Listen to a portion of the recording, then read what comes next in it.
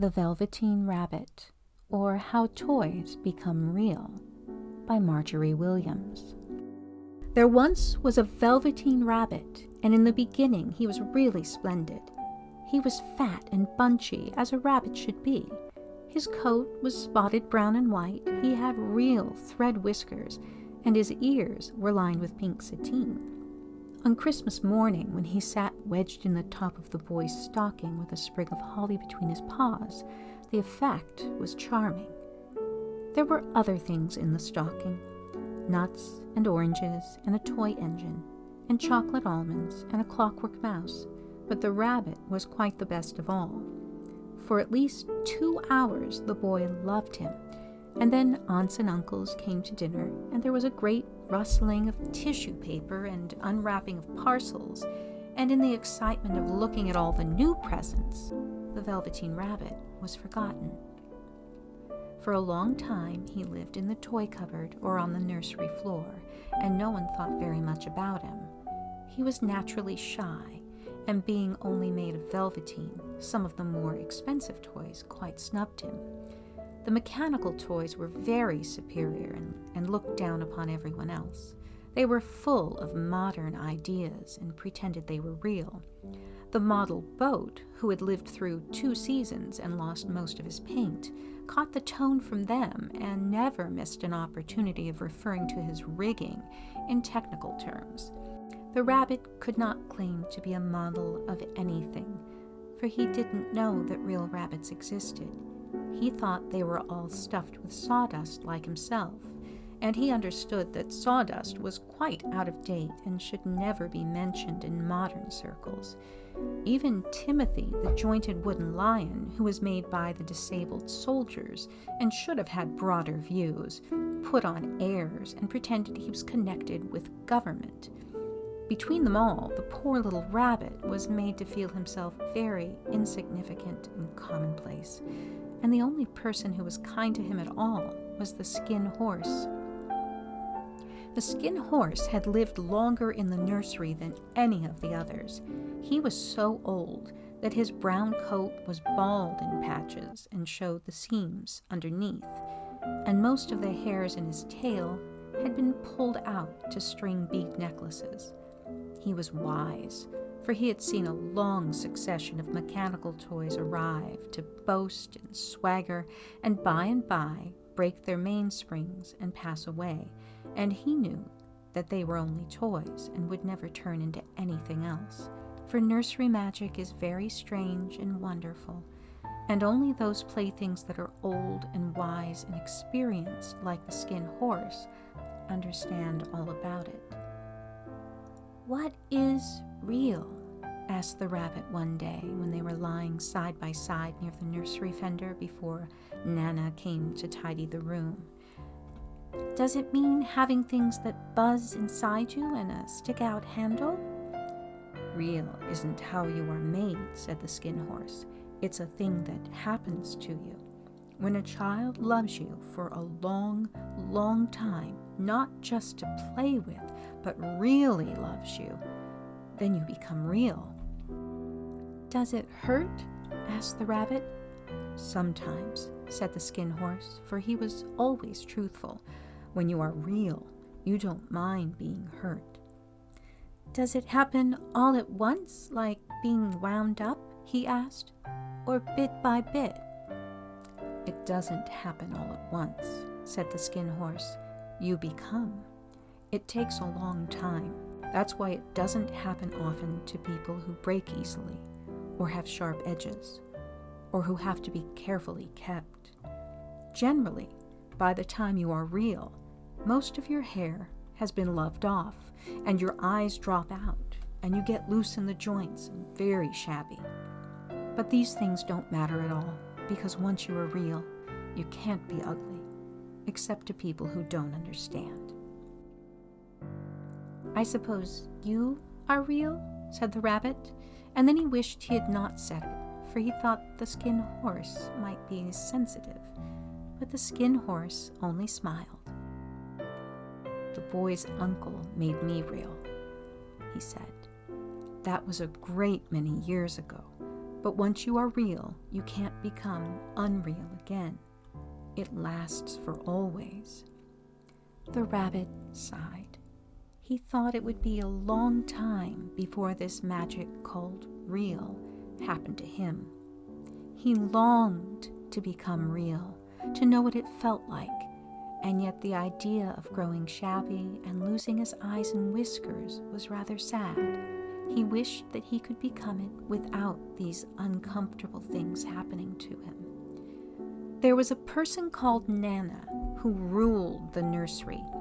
Sometimes she took no notice of the playthings lying about, and sometimes, for no reason whatever, she went swooping about like a great wind and hustled them away in cupboards. She called this tidying up, and the playthings all hated it, especially the tin ones. The rabbit didn't mind it so much, for wherever he was thrown, he came down soft. One evening, when the boy was going to bed, he couldn't find the china dog that always slept with him. Nana was in a hurry, and it was too much trouble to hunt for china dogs at bedtime, so she simply looked about her, and seeing that the toy cupboard door stood open, she made a swoop. "Here," she said, "take your old bunny. He'll do to sleep with you." And she dragged the rabbit out by one ear and put him in the boy's arms. That night, and for many nights after, the Velveteen Rabbit slept in the boy's bed. At first he found it rather uncomfortable, for the boy hugged him very tight, and sometimes he rolled over on him, and sometimes he pushed him so far under the pillow that the rabbit could scarcely breathe. And he missed, too, those long moonlight hours in the nursery when all the house was silent, and his talks with the Skin Horse. But very soon he grew to like it, for the boy used to talk to him and made nice tunnels for him under the bedclothes that he said were like burrows the real rabbits lived in. And they had splendid games together in whispers when Nana had gone away to her supper and left the nightlight burning on the mantelpiece. And when the boy dropped off to sleep, the rabbit would snuggle down close under his little warm chin and dream, with the boy's hands clasped close round him all night long. And so time went on, and the little rabbit was very happy, so happy that he never noticed how his beautiful velveteen fur was getting shabbier and shabbier, and his tail becoming unsewn, and all the pink rubbed off his nose where the boy had kissed him. Spring came, and they had long days in the garden, for wherever the boy went, the rabbit went too. He had rides in the wheelbarrow, and picnics on the grass, and lovely fairy huts built for him under the raspberry canes behind the flower border. And once, when the boy was called away suddenly to go out to tea, the rabbit was left out on the lawn until long after dusk, and Nana had to come and look for him with the candle because the boy couldn't go to sleep unless he was there. He was wet through with the dew and quite earthy from diving into the burrows the boy had made for him in the flower bed, and Nana grumbled as she rubbed him off with the corner of her apron. "You must have your old bunny," she said. "Fancy all that fuss for a toy." The boy sat up in bed and stretched out his hands. "Give me my bunny," he said. "You mustn't say that. He isn't a toy. He's real." When the little rabbit heard that, he was happy, for he knew that what the Skin Horse had said was true at last. The nursery magic had happened to him, and he was a toy no longer. He was real. The boy himself had said it. That night, he was almost too happy to sleep, and so much love stirred in his little sawdust heart that it almost burst, and into his boot-button eyes that had long ago lost their polish, there came a look of wisdom and beauty, so that even Nana noticed it next morning when she picked him up and said, "I declare if that old bunny hasn't got quite a knowing expression." That was a wonderful summer. Near the house where they lived, there was a wood, and in the long June evenings the boy liked to go there after tea to play. He took the Velveteen Rabbit with him, and before he wandered off to pick flowers or play at brigands among the trees, he always made the rabbit a little nest somewhere among the bracken where he would be quite cozy, for he was a kind-hearted little boy, and he liked Bunny to be comfortable. One evening, while the rabbit was lying there alone, watching the ants that ran to and fro between his velvet paws in the grass, he saw two strange beings creep out of the tall bracken near him. They were rabbits like himself, but quite furry and brand new. They must have been very well made, for their seams didn't show at all, and they changed shape in a queer way when they moved. One minute they were long and thin, and the next minute fat and bunchy, instead of always staying the same like he did. Their feet patted softly on the ground, and they crept quite close to him, twitching their noses, while the rabbit stared hard to see which side the clockwork stuck out, for he knew that people who jump generally have something to wind them up. But he couldn't see it. They were evidently a new kind of rabbit altogether. They stared at him, and the little rabbit stared back, and all the time their noses twitched. "Why don't you get up and play with us?" one of them asked. "I don't feel like it," said the rabbit, for he didn't want to explain that he had no clockwork. "Ho!" said the furry rabbit, "it's as easy as anything," and he gave a big hop sideways and stood on his hind legs. "I don't believe you can," he said. "I can," said the little rabbit. "I can jump higher than anything." He meant when the boy threw him, but of course he didn't want to say so. "Can you hop on your hind legs?" asked the furry rabbit. That was a dreadful question, for the Velveteen Rabbit had no hind legs at all. The back of him was made all in one piece, like a pincushion. He sat still in the bracken and hoped that the other rabbits wouldn't notice. "I don't want to," he said again. But the wild rabbits have very sharp eyes, and this one stretched out his neck and looked. "He hasn't got any hind legs," he called out. "Fancy a rabbit without any hind legs!" And he began to laugh. "I have," cried the little rabbit. "I have got hind legs. I'm sitting on them." "Then stretch them out and show me, like this," said the wild rabbit. And he began to whirl round and dance till the little rabbit got quite dizzy. "I don't like dancing," he said. "I'd rather sit still." But all the while he was longing to dance, for a funny new tickly feeling ran through him, and he felt he would give anything in the world to be able to jump about like these rabbits did. The strange rabbit stopped dancing and came quite close. He came so close this time that his long whiskers brushed the Velveteen Rabbit's ear, and then he wrinkled his nose suddenly and flattened his ears and jumped backwards. "He doesn't smell right," he explained. "He isn't a rabbit at all. He isn't real." "I am real," said the little rabbit. "I am real. The boy said so." And he nearly began to cry.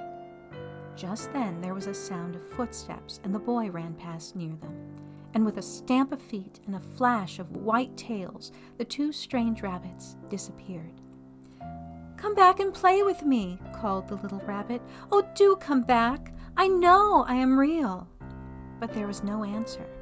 Only the little ants ran to and fro, and the bracken swayed gently where the two strangers had passed. The Velveteen Rabbit was all alone. "Oh dear," he thought. "Why did they run away like that? Why couldn't they stop and talk to me?" For a long time he lay very still watching the bracken and hoping that they would come back, but they never returned. And presently the sun sank lower and the little white moths fluttered out, and the boy came and carried him home. Weeks passed, and the little rabbit grew very old and shabby, but the boy loved him just as much.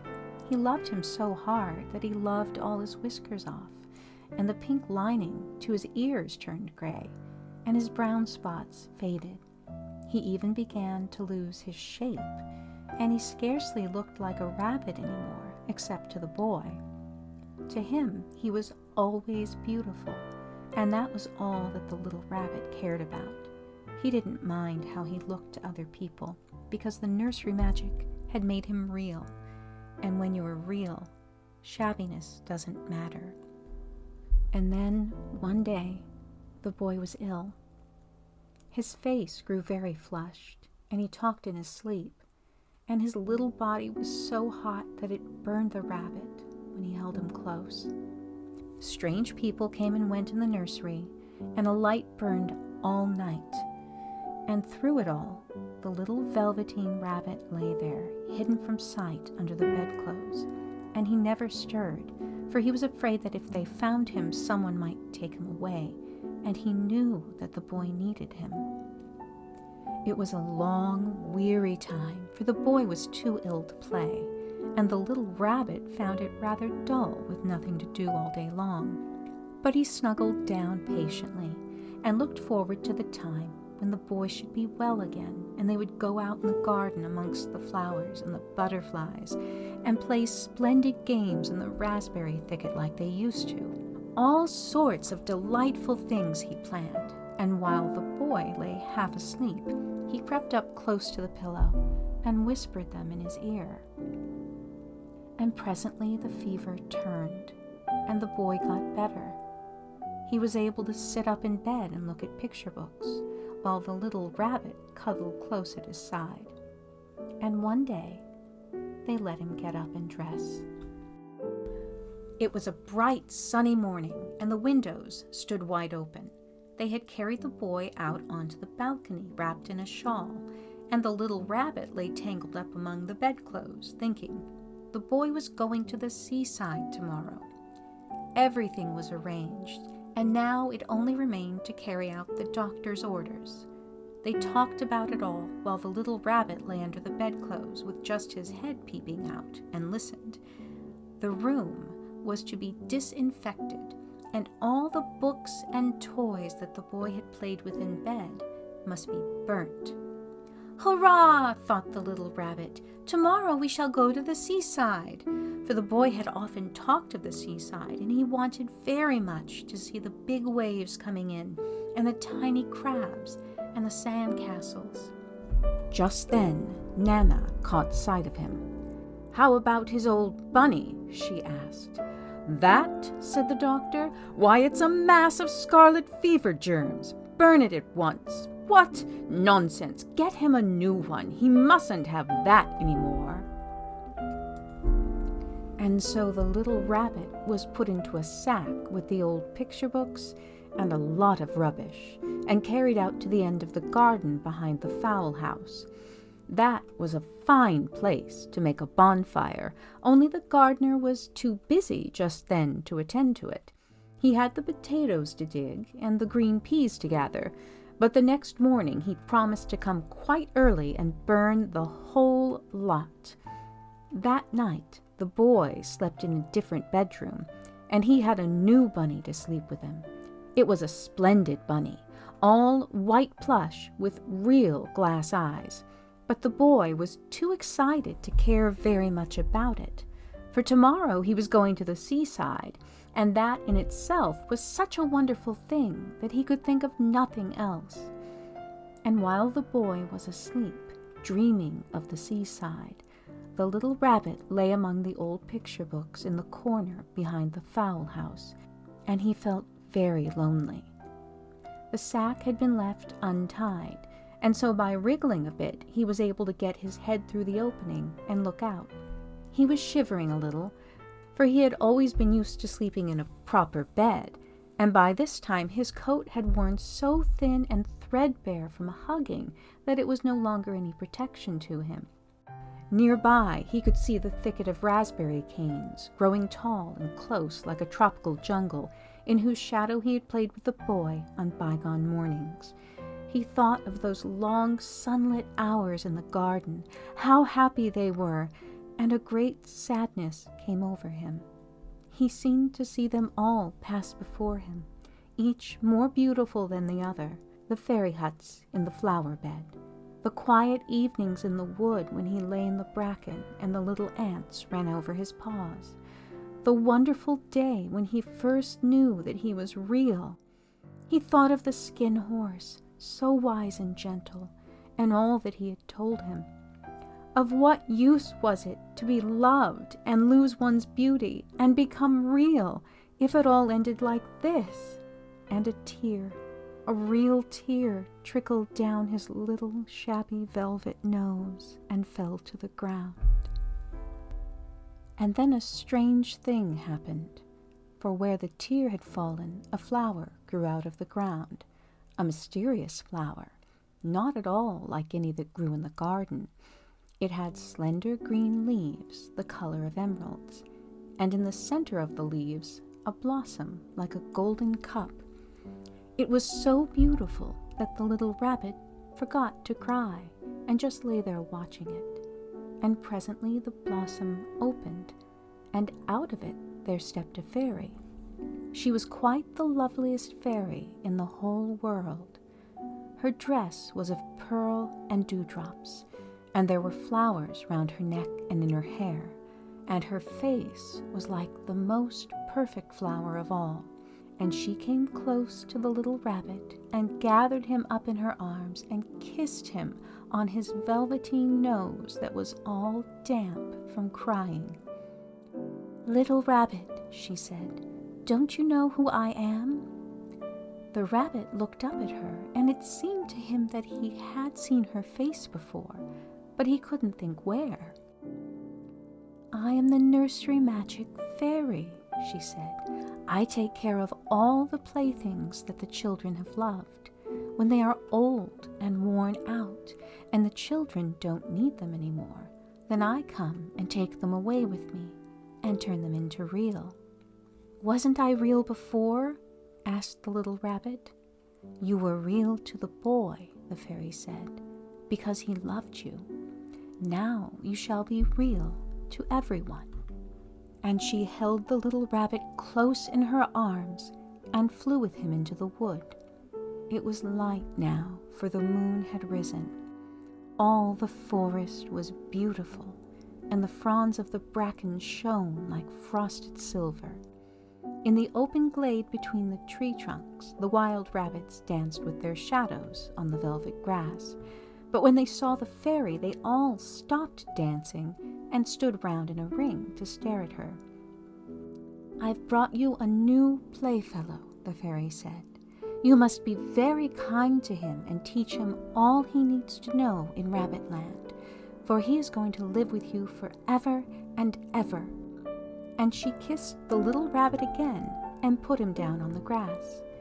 "Run and play, little rabbit," she said.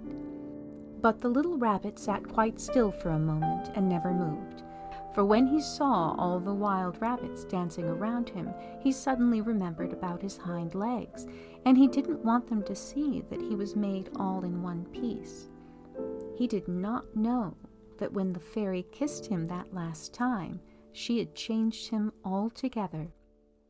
And he might have sat there a long time, too shy to move, if just then something hadn't tickled his nose, and before he thought about what he was doing, he lifted his hind toe to scratch it. And he found that he actually had hind legs. Instead of dingy velveteen, he had brown fur, soft and shiny. His ears twitched by themselves, and his whiskers were so long that they brushed the grass. He gave one leap, and the joy of using those hind legs was so great that he went springing about the turf on them, jumping sideways and whirling round as the others did. And he grew so excited that when at last he did stop to look for the fairy, she had gone. He was a real rabbit at last, at home with the other rabbits. Autumn passed, and winter, and in the spring, when the days grew warm and sunny, the boy went out to play in the wood behind the house. And while he was playing, 2 rabbits crept out from the bracken and peeped at him. One of them was brown all over, but the other had strange markings under his fur, as though long ago he had been spotted and the spots still showed through. And about his little soft nose and his round black eyes there was something familiar. The boy thought to himself, "Why, he looks just like my old bunny that was lost when I had scarlet fever." But he never knew that it really was his own bunny, come back to look at the child who had first helped him to be real.